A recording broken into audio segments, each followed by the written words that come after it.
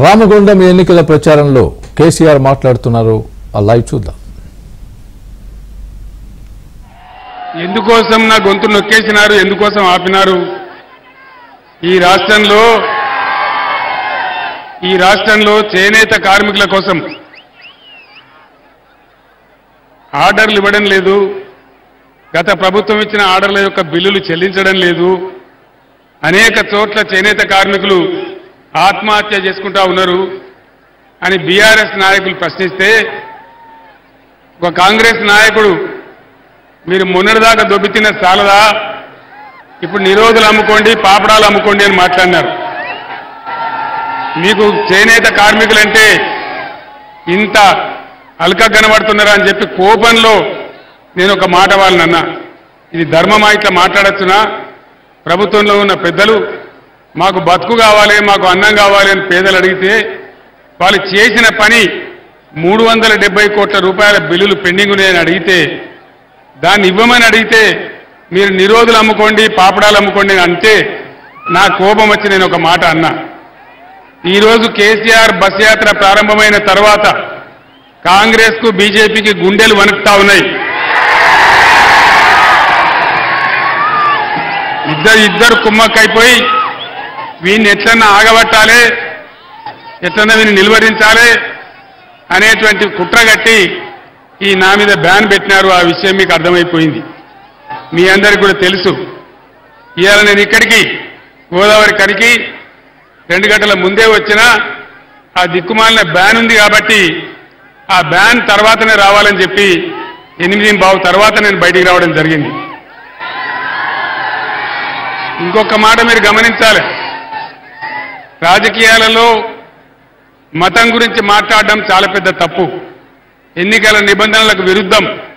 రోజు కేంద్ర హోంమంత్రి అమిత్ షా దేవుని బొమ్మ నెత్తి మీద పట్టుకొని చేతిలో పట్టుకొని ఆయన సభలు మాట్లాడితే అది ఎలక్షన్ కమిషన్ ఆఫ్ ఇండియా కనిపించదు.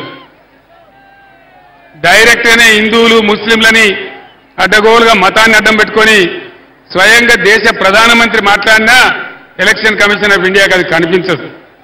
ఇక ఈ రాష్ట్ర ముఖ్యమంత్రి ప్రజలకు నువ్వు ఇచ్చిన వాగ్దానాలు ఏం చేసినావని మేము ప్రశ్నిస్తే ఆయన ఏం మాట్లాడతాడు? నీ గుడ్లు వీకి గోళీలు ఆడుకుంటాం, నీ పేగులు తీసి మెడలేసుకుంటాం, నిన్ను పండబెట్టి తొక్కుతాం అని మాట్లాడితే అది చాలా సభ్యంగా ఉంది. కానీ చేనేత కార్మికులకు ఒక అన్యాయం జరుగుతున్నదని మాట్లాడితే చాలా ఈ విధంగా అన్యాయంగా చేసినారు. సరే, ప్రజలు నిర్ణయిస్తారు. ఈ ఎన్నికలలో ప్రజలే ఎప్పుడు కూడా నిర్ణేతలు కాబట్టి మనకు ఎలాంటి ఇబ్బంది లేదు.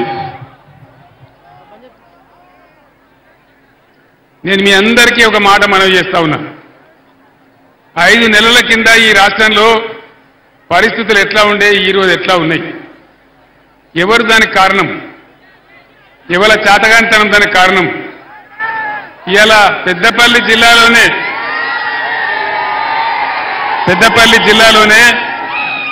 50,000 ఎకరాలకు పైగా పంట పొలాలు ఎండిపోయినాయి.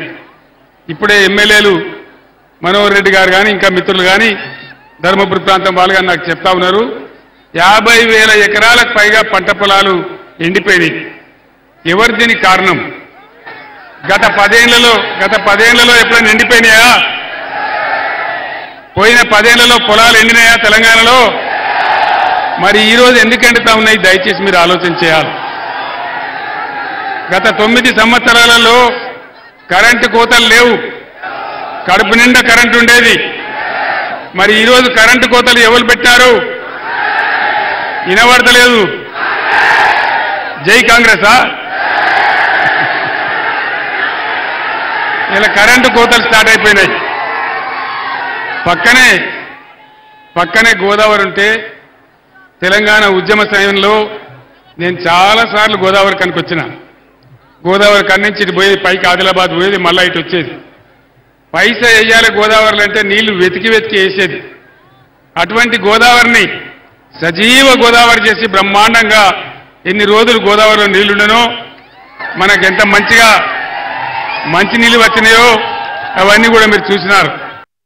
గత 6-7 సంవత్సరాలుగా పుష్కలంగా ప్రతి ఇంటికి మంచిగా ఇళ్లలో నల్లా పెట్టి, పేదవాళ్ళైతే రూపాయికి నల్లా కనెక్షన్ ఇచ్చి ప్రతి ఇంట్లో కూడా నల్లా ఉండే ప్రతిరోజు నీళ్లు వచ్చేది. ఈరోజు ఎందుకు 2 రోజులకోసారి దినం తప్పి దినం వస్తూ ఉన్నాయి? ఎందుకు మురికి నీళ్ళు వస్తూ ఉన్నాయి? దీనికి కారణం ఎవరు? దయచేసి మీరు ఆలోచన చేయాలి. కాంగ్రెస్ 6 గ్యారంటీలు చెప్పింది. 6 గ్యారంటీలలో ఏ ఒక్క గ్యారంటీ అని అమలైందా? మహిళలకు 2500 వచ్చినాయా?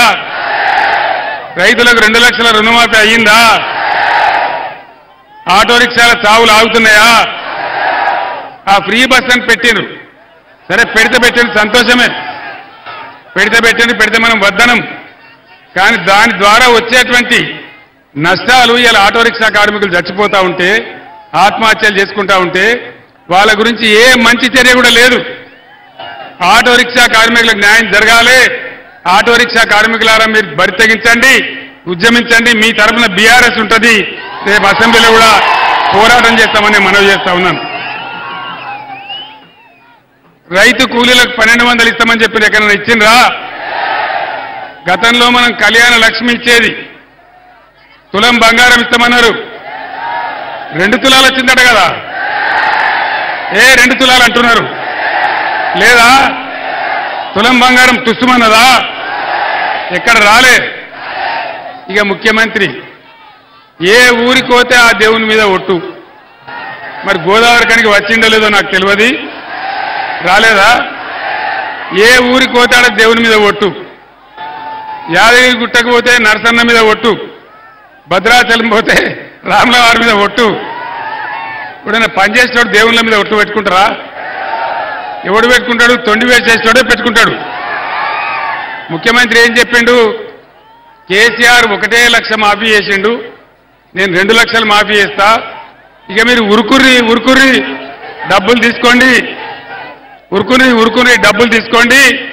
డిసెంబర్ 9 తారీఖు నాడే 10:30కే మొత్తం మాఫీ చేస్తా అన్నాడు. అయిందా 2 లక్షల రుణమాఫీ? ఎప్పుడు డిసెంబర్ పోయింది, మళ్ళీ ఇప్పుడు ఆగస్టు 15 అంటాడు. ఇంకొక మంత్రి ఏమో మేము ఇస్తామని చెప్పలేదని అంటాడు. నిరుద్యోగ భృతి ఎగబెట్టారు. అన్ని కూడా ఏ ఒక్క హామీ కూడా నెరవేర్చలేదు. మళ్ళా మాయమైపోయినటువంటి బోర్బండ్లు మళ్ళా ఊర్లలోకి వస్తూ ఉన్నాయి. చాలా భయంకరమైన పరిస్థితి.